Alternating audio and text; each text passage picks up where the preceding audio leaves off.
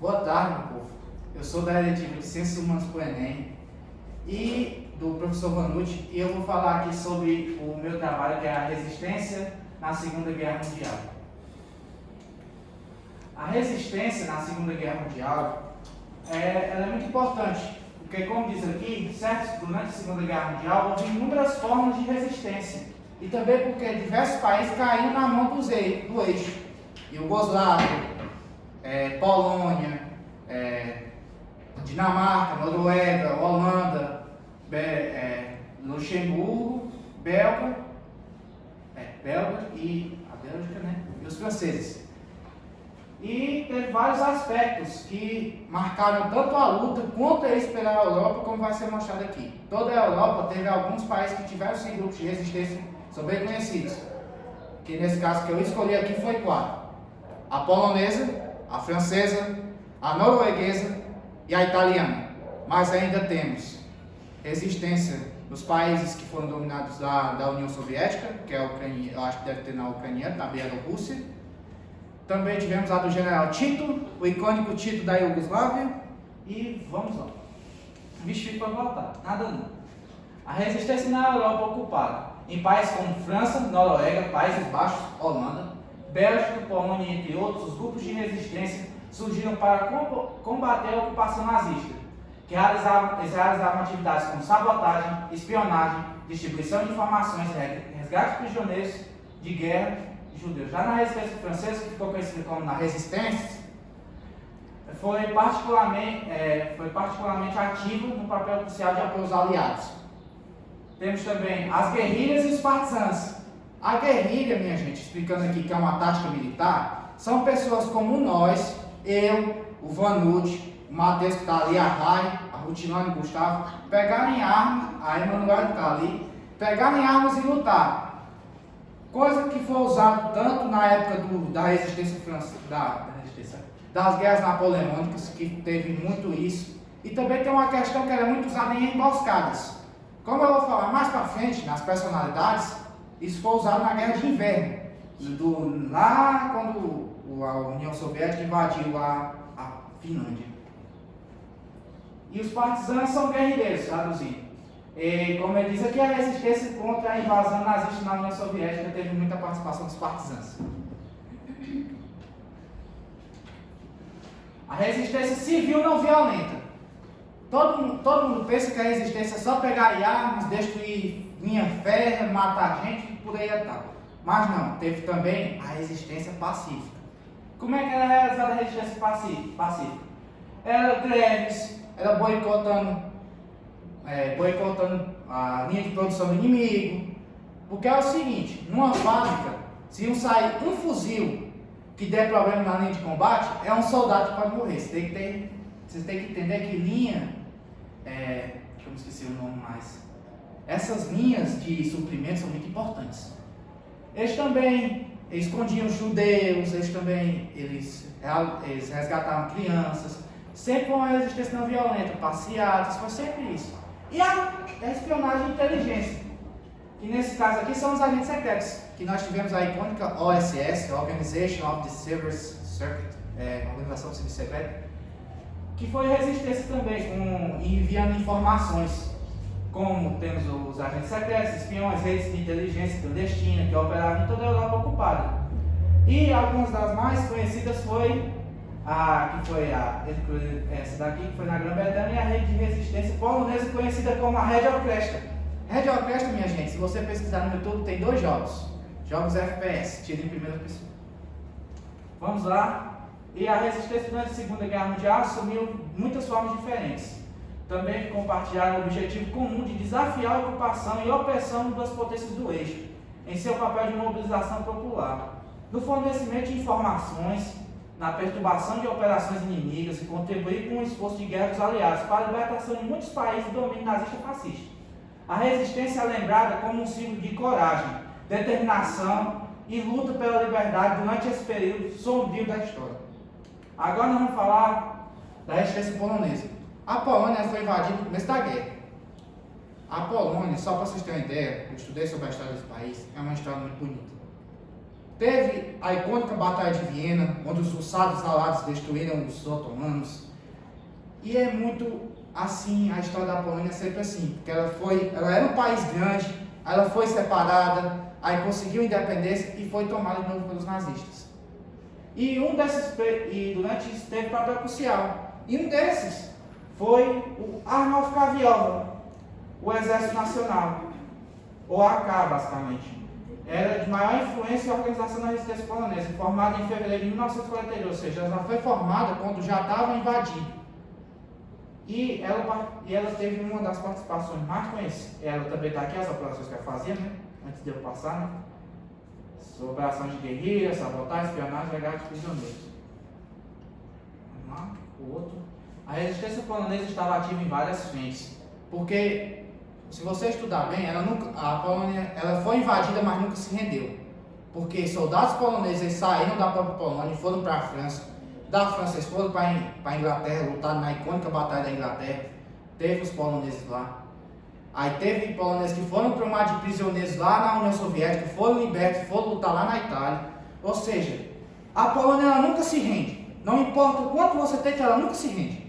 É um grande exemplo aí de coisa. Agora vamos falar do Levante de Varsóvia. O Levante de Varsóvia, ele foi um levante muito importante, como vai ser citado mais à frente, o Levante de Paris, né?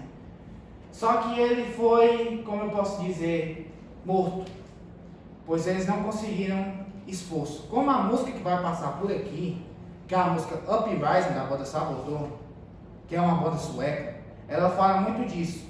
Tem uma parte da música que fala o seguinte, fala dessa parte aí, deles nunca perderem a fé, deles nunca se renderem, deles ficarem nos esgotos, se esconderem. E a ajuda nunca chega, como diz na própria música. Aí vamos falar aqui, um dos momentos mais significantes na resistência. Não é errado, um dos maiores momentos significativos da resistência foi o Levante de Varsóvia, ocorrido em 1º de agosto a 2 de outubro de 1944. Foi uma tentativa desesperada do Arnulf Kaviola de libertar a capital polonesa do domínio nazista. Na chegada do Exército Vermelho Soviético, o Levante foi intensamente combatido pelas forças alemãs em Varsóvia. Foi quase completamente destruído durante a batalha. Apesar da derrota, o Levante mostrou a determinação e a coragem dos combatentes poloneses, que é a questão que eles foram destruídos, porque eles estavam literalmente cercados. E só para você ter uma ideia do que aconteceu com a capital da Polônia, né, que é a Varsóvia, ela foi completamente destruída, foi dinamitada. Foi assim, o que aconteceria com a França se não fosse a resistência francesa. Agora aqui vamos escutar a música Uprising da banda Saboteur. Vamos escutar.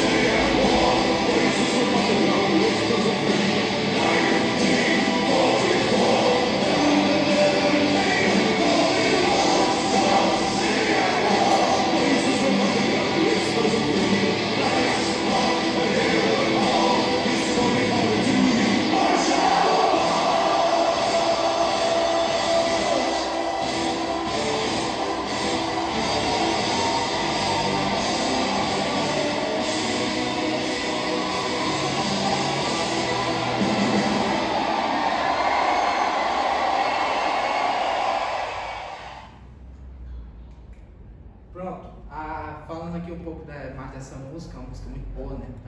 Como eu disse, história você pode aprender em todo, como eu gosto de dizer, história você aprende em todo canto. Você aprende a história do seu companheiro, do seu amigo, da sua família, história sobre guerras e muito mais, é muito boa história. Agora vamos falar do colaboracionismo francês. Já que vamos falar da França, vou explicar aqui mais ou menos aqui um pouco da questão daquela vingança dos alemães. Voltamos muito tempo atrás, teve a Guerra Franco-Prussiana. O que era a Guerra Franco-Prussiana? A Prússia queria se tornar alemães, ter ali um estado abrangente todos os povos germânicos, e a França tinha certa autonomia sobre determinados povos, e sobre a região de Alsácia e Lorena. Eles acabaram tendo uma guerra e a França foi humilhada. Aí teve o revanchismo francês na Primeira Guerra Mundial. Como nós todo mundo bem aqui já sabemos, a Alemanha perdeu a guerra, mas como eu gosto de dizer, a Alemanha perdeu a guerra lutando, porque ela aceitou a rendição ainda em território francês. E aí teve a questão aí fomos para a Segunda Guerra Mundial. Hitler queria tirar essa revanche da Alemanha, que foi o que aconteceu, tanto que a rendição francesa é assinada no mesmo tempo que foi assinada a Primeira Guerra Mundial, ou seja, sentimento de revanche. E foi dividida a França em duas: a zona ocupada e a França de Vichy.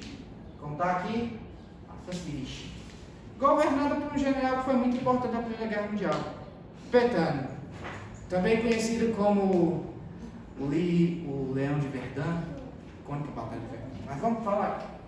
Durante a Segunda Guerra Mundial, parte da sociedade francesa colaborou com as forças de ocupação nazista.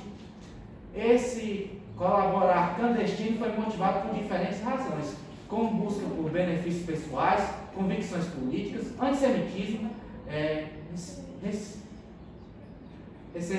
ressecimento em relação ao governo francês ou a crença da ideologia nazista. Como eu falei aqui, após a derrota, foi dividida em duas zonas: zona ocupada pelos alemães e a zona não ocupada, conhecida como zona de Vichy. O governo de Vichy, liderado pelo Marechal Pétain, Philippe Pétain, que colaborou ativamente com os movimentos nazistas e com os nazistas. O regime de Vichy promoveu diferenças antissemitas que resultaram em perseguições, deportações dos judeus franceses para campos de concentração nazista. Além disso, a França de Vichy colaborou com a política na repressão política e prendendo membros da resistência e opositores políticos, como vamos mostrar mais à frente, que é o caso do personagem que nós vamos falar. Está aqui o Marechal Pétain, o Leão de Verdun. Houve também franceses se uniram às forças alemãs em diferentes capacidades. A Legião de Voluntários Franceses contra o Bolchevismo, LVA, foi formada por franceses que se uniram à Wehrmacht para lutar contra a União Soviética. Porque o inimigo do nazismo, minha gente, não era a França, não eram os ingleses, eram os comunistas. Os comunistas. Tanto que uma da convicção de Hitler era não ter guerra com a Inglaterra, porque a Inglaterra foi colonizada ali por milhões, foi colonizada por diferentes povos, inclusive germânicos. Então, por isso que eles não queriam nós somos irmãos, nós podemos lutar contra o comunismo unidos e vencê-los. No entanto, importante ressaltar que o colaboracionismo não reservava a maioria da população francesa.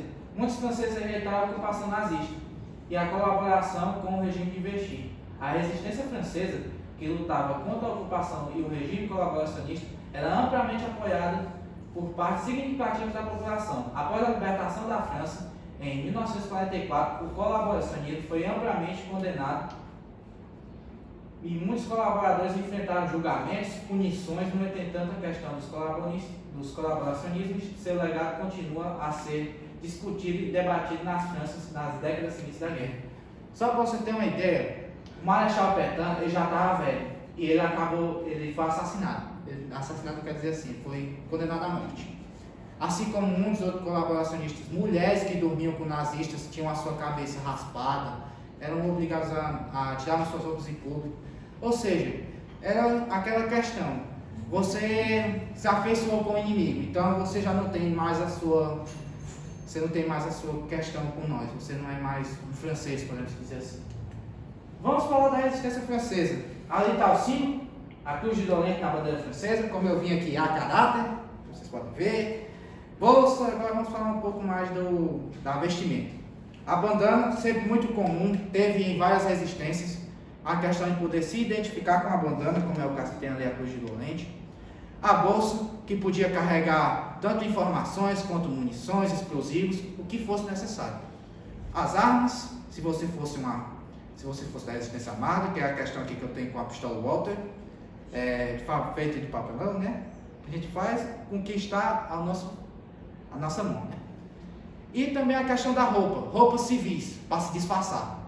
Quanto menos você fosse reconhecido, melhor. Porque vai que a gente não sabe se o Vanucci é colaboração nazista, se o Gustavo não é, então a gente tem que fazer ali por debaixo dos panos. Um exemplo dessa notável resistência foi a sabotagem das linhas de comunicação e de transporte alemão. Membros da resistência destruíam pontes, linhas férreas, linhas telefônicas para dificultar o movimento e operações das tropas alemãs. Essa ação desempenhou um papel importante na preparação para os desembarques aliados na Normandia em 6 de junho de 1940. Pergunta que eu faço a todo mundo: o que é que aconteceu nesse dia? A Operação Overlord, o dia D, que eles fizeram um papel muito importante, que é o seguinte: foi ali feita uma questão para mostrar que a invasão seria em Calais e na Normandia. Enquanto mais demorasse as tropas alemãs a se deslocar de Calais para a Normandia, melhor. Ou seja, pontes que ajudam na questão de logística e na questão de movimentação. Quanto mais rápido você conseguir mover tropas para acabar com o inimigo, melhor. Porque você pode cercar, você pode destruir ele, você pode abrir bolsões e por aí vai.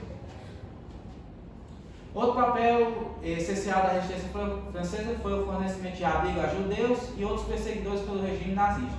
Muitos membros da resistência arriscaram suas vidas para esconder e proteger aqueles que eram perseguidos pelos nazistas, ajudando a escapar dessas deportações e execuções. O exemplo mais conhecido foi a aldeia de Chavillon-de-Sous-Légion, onde os habitantes locais abrigaram milhares de judeus durante a guerra. Como eu falei, a resistência não violenta, a questão de abrigar tanto os soldados aliados, que eram os paraquedistas que caíam, que é a questão dos comandos, vai ter lá na frente, que a apresentação é longa. A resistência também desempenhou um papel importante na libertação da França, durante o verão de 1944. A resistência, em colaboração com os aliados, realizou série de ataques e operações de guerrilha para minar as forças alemãs que preparavam o caminho para a invasão aliada, como eu falei lá no começo, lá em cima. Apesar dos desafios com a repressão alemã, a falta de recursos, a rivalidade entre diferentes grupos de resistência, que eu vou falar mais lá na frente, a luta mesmo assim pela liberdade nazista foi forte. Eles conseguiram ainda, como vamos mostrar ali, que eles vão libertar Paris, que é uma questão que é bem pesada assim para o francês, porque eles foram destruídos, eles foram humilhados na primeira invasão alemã. Eles caíram em 1 mês e 3 semanas, eu acho, 1 mês e 2 semanas, ou seja, foi muito rápido.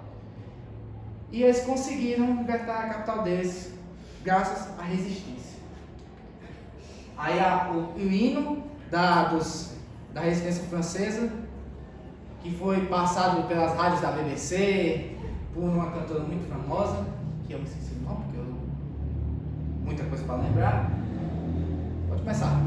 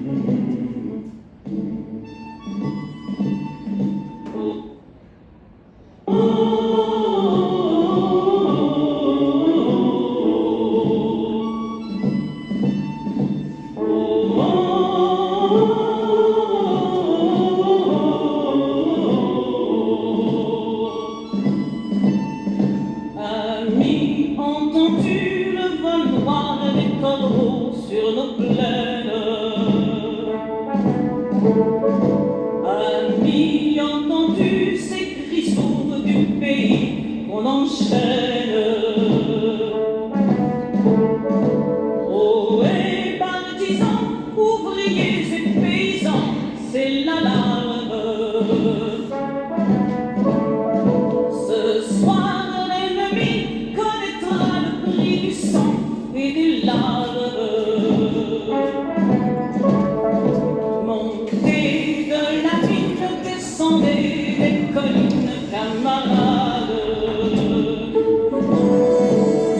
Sortez de la paille, les fusils, la mitraille, les grenades.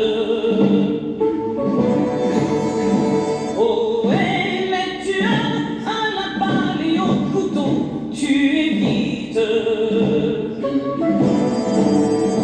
Oh, et saboteur, attention à ton fardeau, dynamite. C'est nous qui brisons les barreaux des prisons pour nos frères. La haine à nos trousses et la faim qui nous pousse la misère. Il y a des pays où les gens creux des lits font des rêves. Ici, nous vois-tu, nous on marche et nous on tue, nous on crève. Ici, chacun sait ce qu'il veut, ce qu'il fait quand il passe. Ami, si tu tombes, un ami sort de l'ombre à ta place. Demain, du sang noir séchera au grand soleil sur les routes. Chantez, compagnons, dans la nuit, la liberté nous écoute. Amis, entends-tu les cris sourds du pays qu'on enchaîne? Amis, entends-tu le vol noir des corbeaux sur nos plaines? Oh,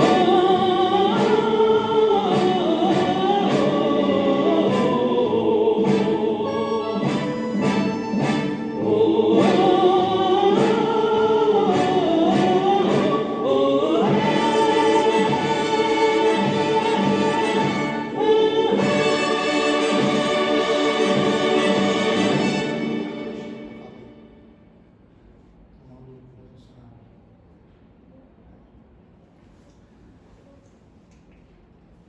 A libertação de Paris. A libertação de Paris foi um dos momentos mais importantes da Segunda Guerra Mundial para os franceses. Como eu falei, os franceses tinham sido derrotados, revanchismo alemão e tudo isso. Só que eles se juntaram para libertar Paris. Foi 3 dias de luta sangrenta. E uma questão é o seguinte: os aliados estavam perto. Aí o que é que eles pegaram? Eles pegaram um carinha lá da resistência, mensageiro, falando: vai lá e fala com Charles de Gaulle, o líder da resistência. Ele não era o líder, mas ele era um dos mais conhecidos que estava ajudando a resistência francesa.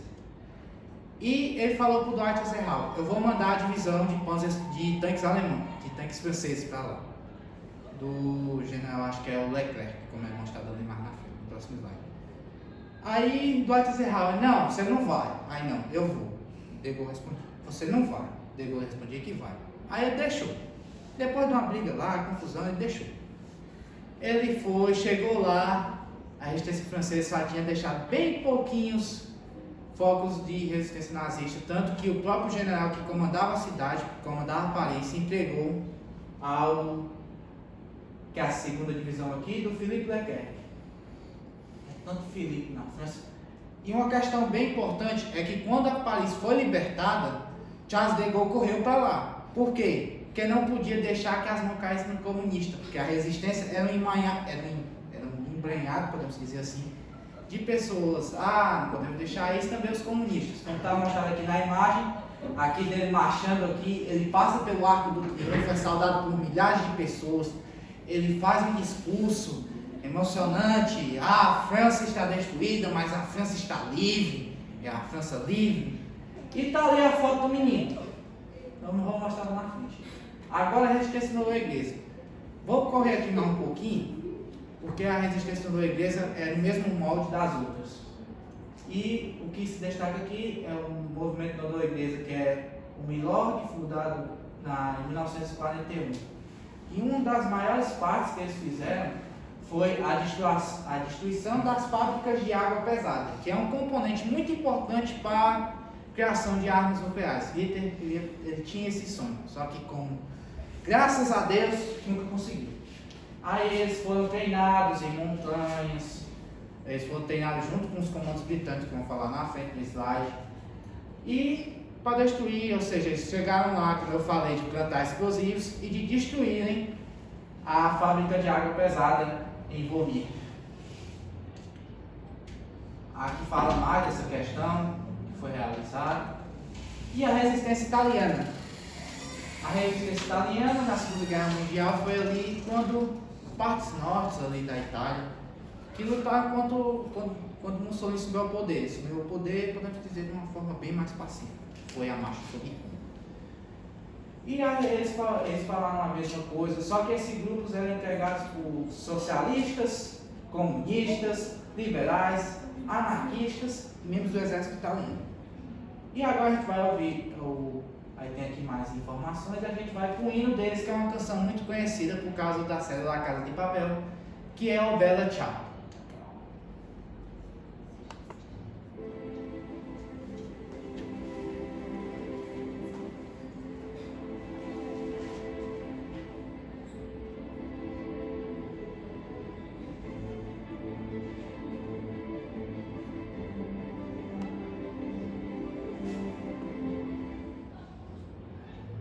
Stamattina mi sono alzato, oh bella ciao, bella ciao, bella ciao, ciao, ciao. Stamattina mi sono alzato e ho trovato l'invaso, oh partigiano, portami via, oh bella ciao, bella ciao, bella ciao, ciao, ciao. Partigiano, portami via, che mi sento di morire.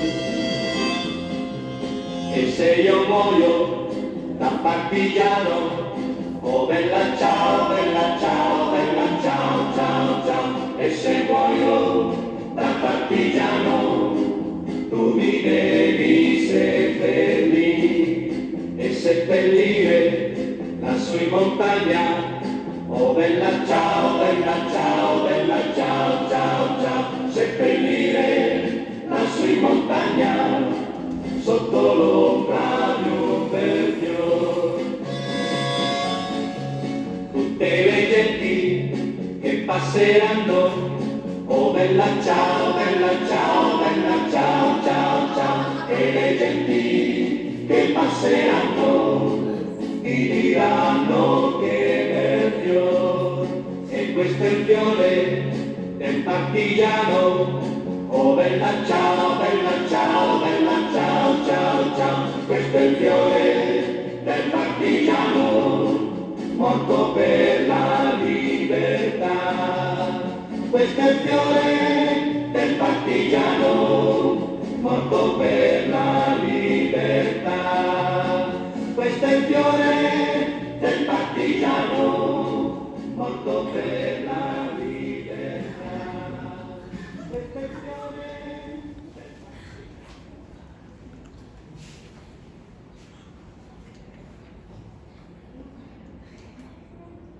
Agora eu faço uma pergunta para vocês. É o fim? Não, porque a história nunca acaba. Vamos falar sobre as personalidades.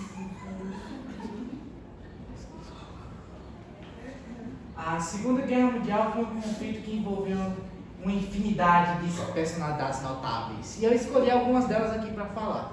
A bandeirinha vai estar aqui indicando a nacionalidade dos personagens, do povo que eu vou falar aqui. Jean Moulin, Jean Moulin foi muito importante para a resistência francesa, porque ele conseguiu unificar os grupos de resistência francesa. Ah, Wesley, mas não eram unificados? Todos não lutavam, bem dizer, pela mesma coisa? Sim, mas não era, porque talvez eles não conseguiam fazer ataques coordenados, destruir coisas coordenadas, ou seja, Jean Moulin chegou lá e botou ordem na casa.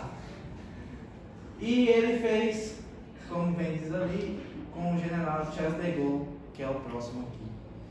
E ele morreu sendo torturado pelos nazistas depois de sofrer uma traição, e ele foi capturado e morto pela Gestapo. Está aqui o homem e a Cruz de Lorente, ali da resistência francesa. Charles de Gaulle. Um fato importante sobre Charles de Gaulle, já que estamos falando de história, né? Ele era filho de um professor de história e de literatura. E ele foi muito importante. Tanto na Primeira Guerra Mundial, como quando ele serviu, ele foi capturado, ele foi ferido, foi capturado, tentou fugir umas 5 vezes, não conseguiu, algumas. E ele escreveu um livro. Esse livro era um livro que fala sobre as táticas de guerra que deveriam ser mais velozes, aquele negócio da Blitzkrieg, da Guerra Relâmpago. Só para você ter uma ideia, esse livro na França vendeu 70 cópias. Na Alemanha vendeu 7.000. Ou seja, foi muito. Até Hitler estudou esse livro. E ele foi importante, como diz aí, para os movimentos de resistência, incluindo também a campanha da Norte da África e da libertação da França. Ele foi um político, depois disso ele se tornou político, ele foi escolhido para falar sobre ele ficar no governo ali provisório da França. E ele depois se tornou político, ele conseguiu que a França conseguisse armas nucleares, que era um sonho dele. Só que aí depois ele acabou regredindo, ele já estava bem velho e ele acabou morrendo. E quando ele morreu, no seu sepultamento ali, quando ele foi enterrado, vieram pessoas de toda a França. E só para você ter uma ideia, todos os sinos da catedral de toda a França tocaram na mesma hora. Primeiro foi o de Notre Dame e se seguiu para demais regiões. Agora vamos falar de Erwin Rommel, icônico general alemão, conhecido como a Raposa do Deserto, pela sua vitoriosa campanha contra os britânicos com o Afrika Korps. Só uma questão bem importante do Rommel, que ele lutou na Primeira Guerra Mundial, ele foi segurança pessoal de Hitler, ou seja, Hitler tinha uma confiança nele. Só que aí ele acabou tendo aquela luz que todos nós temos quando estamos fazendo algo errado. Ele não vai conseguir ganhar. E ele acabou então assim com outros generais, que ele era bem influenciador, tinha muita influência. E ele acabou por ali trair Hitler e criar ali algumas fracaturas para ele morrer. Só que um dia ele vinha voltando de carro de uma reunião que ele teve com esses traidores de Hitler, que ele também era um. E ele acabou sendo atingido por tiros de um avião que estava perto. Ele acabou sendo ferido. Ele passou um tempo ali fora dos campos de batalha. E quando ele voltou, ele recebeu uma visita não tão muito boa de dois partidários, de duas pessoas da alta cúpula nazista, que falou o seguinte: você está traindo nós vamos te dar 2 opções. Primeiro, você pode tomar uma pílula de cianeto e morrer como um herói para a Alemanha, ou você pode não tomar a pílula de cianeto, você vai ser julgado, você provavelmente vai ser morto do mesmo jeito, e a sua família vai cair em desgraça, porque nós não vamos deixar ela em paz nunca. E ele escolheu a primeira opção. Ele tomou cianeto, ele vestiu o seu uniforme, foi todo a caráter, tomou a pílula de cianeto e 5 minutos depois ele estava morto. É por isso que eu decidi colocar a bandeira da Alemanha mesmo, o icônico preto, vermelho e amarelo, do que colocar a bandeira nazista, porque ele morreu lutando contra os nazistas, né? Podemos dizer assim, certo? Está aqui o Rommel e com sua cruz do Cavaleiro da Cruz de Ferro, se eu não estou me enganado, honraria militar alemã. E Simon Hayat, falando sobre a Guerra de Inverno, ele foi o icônico e lendário atirador de elite conhecido como a Morte Branca. Ele teve umas 500 e tantas mortes confirmadas. Ele, nessa Finlândia, nesse tempo, que não era uma Finlândia forte, não tinha uma boa economia, a diferença de você saber ou não manusear uma arma de fogo era saber se você ia ou não ia ter comida para janta. Era muito da caça. E ele utilizou essas táticas para caçar os os soviéticos durante a Guerra de Inverno. E ele utilizava as seguintes táticas. Ele vestia uma camuflagem toda branca, o rifle não tinha uma mira telescópica, que é aquela mira lá que os snipers usam, e toda vez que ele ia se posicionar, ele colocava um pouco de neve na boca, para não parecer a sua posição. Ele acabou sendo atingido durante um acampamento que eles estavam. Ele foi atingido na cabeça e acabou tendo essa deformidade. Só que ele foi muito importante mesmo assim, tanto que até hoje ele é o maior sniper de todos os tempos em baixas confirmadas. Simo Hayat, a morte branca. E ele acabou, como diz aqui, trabalhando como guarda florestal, ou seja, o homem gostava da floresta, né? Não é à toa. E vamos para outro da Finlândia, Juutalainen. Agora você me pergunta, Wesley, Juutalainen, ele foi o quê? Se um for o maior atirador de todos os tempos, ele foi o quê? Simples, ele foi o maior não alemão da Segunda Guerra Mundial. A Alemanha, desde lá do icônico Erich von Richthofen e o Barão Vermelho, ele tem tudo isso aí. Como ele diz aqui, ele lutou aqui na Guerra de Inverno, na Guerra de Continuação da Guerra de Inverno que tem lá para 40, e a de continuação de 41 a 44. Ele teve como principalmente seu caça Messerschmitt, que é o modelo alemão BF-109, que, como ele disse, que a Finlândia foi comprando diversos caças e ele foi equipado com esses caças, porque a Força Aérea Finlandesa era o seguinte: nós não temos dinheiro para comprar avião, ou seja, quem vai pilotar esse avião vai ser só os bons. Tanto que a própria escola de aeronáutica tinha, como eu posso dizer, treinamentos bem difíceis. Tanto que ele próprio falou que era um Buffalo, que era um avião, era um caça americano. Ele próprio falou: agora eu estou trocando de um carro esporte com uma máquina de matar. Ele foi reconhecido, está aqui a foto dele, até pelos seus próprios inimigos, que eram soviéticos. Ludmila Pavlichenko. Depois disso aqui vamos ter uma música e eu vou falar mais sobre a participação das mulheres na guerra. Ludmila Pavlichenko, ela foi uma sniper soviética que participou ali na Grande Guerra Patriótica, que foi ali o lado soviético da Segunda Guerra Mundial, fronte dos soviéticos. E ela foi muito importante, tanto que ela ganhou o apelido de Lady Death, a Lady da Morte. Ela teve muitas baixas confirmadas, que é 309 baixas confirmadas, e ela foi a maior sniper feminina da história, e uma das mais importantes da Segunda Guerra Mundial. Tá com a foto dela, a icônica Lady da Morte, e mais uma música, que é agora Night Witchers, falando sobre a participação. The Germans are resting behind the lines of the Eastern Front, their tents in Das Negro. mulheres no fronte soviético, que era o 58º, não, 58º, era o 589 Batalhão de Artilharia de Bombardeio Noturno. Toca o play. Vamos escutar rock. The Germans are resting behind the lines of the Eastern Front, their tents in Negroes. All is in order in the quiet and still of the night. It's cold, and the winter snow crunches under the jackboot of a guard. Looking up into the sky, the snow starts to drift down. It's peaceful here. Was that a noise from the sky? No, it's just the wind. Suddenly, piercing the still of the night, there's an otherworldly scream, and a whoosh as a dark form speeds by. And was that a woman's laughter in the distance? There are no engine sounds, and the suddenly fearful German soldier loses his footing and whispers under his breath, Die Nacht. The world is all at once in a bloom of fire and ash, and two more dark forms pass without a sound. Hearing the whooping and celebration of these supernatural creatures, the guard shakes himself from his fear and calls out, Die Nachthexen! Die Nachthexen! The night witches! In the sky above, three planes of the soon-to-be famous 588th Night Bomber Regiment, their engines now running, turned east for home.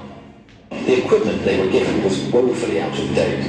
The Polikarpov PO-2 was a two-man trainer, underpowered and made of cloth and wood. These old string bags were nicknamed crop dusters, or even worse, sewing machines due to the noise their tiny engines made. But the women of the 588 ignored the taunts, and despite the odds, turned the plane's shortcomings to their advantage. The planes at maximum speeds were far below the soar speeds of any of the German fighters. Giving them a tight turning circle, they were almost impossible to hit. They were susceptible to small arms fire and anti-aircraft guns, so their strategy was to attack in threes, with a navigator in each plane. At her signal, the pilot would cut the engines and swoop in slowly, silently, dropping their bombs, dealing death from above. Unexpected, undetected, sound-perfected. They slept during the day and rose at dusk to take their vengeance on the invaders. This unnatural bravery in their stealth tactics earned them their title, the Night Witches. The German ace, Johannes Steinhoff, said, "We simply couldn't grasp that the Soviet airmen that caused us the greatest trouble were in fact women. These women feared nothing."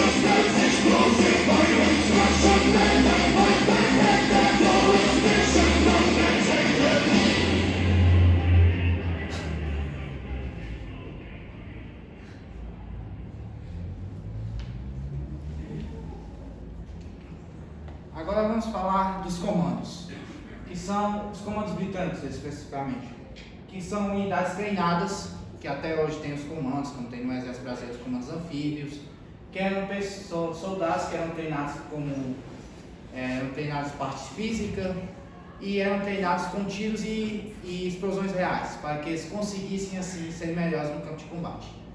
Eles atuaram no norte da África, no Pacífico, em vários frontes. Aqui tem aqui algumas fotos, como está aqui, de armas como a Thompson, a Brand, outra Brand aqui, o Lee Enfield, uma Colt 1911, as pistolas do Evo e o capacete deles, a boina, ali uma camuflagem de inverno. E vamos no chão. Primeiro grupo de aviação de caça brasileira, a FAB, que ficou conhecido pelo lema Senta Pouca, também decidi falar aqui.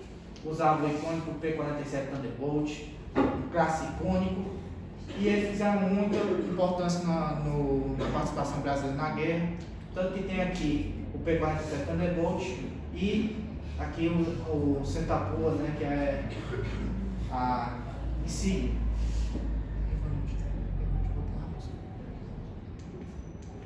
Agora a gente vai falar aqui de Desmond Doss, o icônico soldado do filme Até o Último Homem, que ele não, por sua crença religiosa, que não pegava em armas, e ele acabou sendo meio que teve algumas represálias por causa disso, tanto que quase que ele não vai para a guerra, mas quando ele foi, ele se demonstrou com grande coragem, salvando muitos e muitos soldados americanos da morte. Aqui tem uma foto dele, icônico Desmond Doss.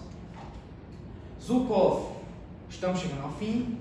Esse é o último personagem, o General Zhukov, o icônico soldado, o icônico general que, como diz uma música, nem de granito e nem de bronze, mas com uma grande alma russa, soviética. O soviético, ele participou da defesa de Leningrado, que é o cerco onde é a atual São Petersburgo, da Batalha de Stalingrado, Operation Bagration, e da Operação Tempestade de Agosto e da cerimônia de rendição alemã. Tanto que, como diz a música, que por causa do tempo eu não vou passar, que é a icônica General Zhukov e a Vitória, ele, como diz a própria música, em Berlim, esfumaçada, depois da batalha, a Guarda Vermelha ouviu uma ordem. General Zhukov passou pela frente deles e finalmente sorriu, porque ele não era um homem de poucos sorrisos. Está aqui uma foto dele. Vamos pular a música, como está bem aqui, mas vamos deixar essa foto aqui icônica do General Zhukov passando pelo Kremlin, que foi no seu cavalo branco, saudando as tropas para depois fazer seu icônico discurso na Praça Vermelha. E, fim, obrigado a você que vai estar nesse vídeo, que vai estar na internet, porque minha apresentação foi muito boa. Obrigado a você.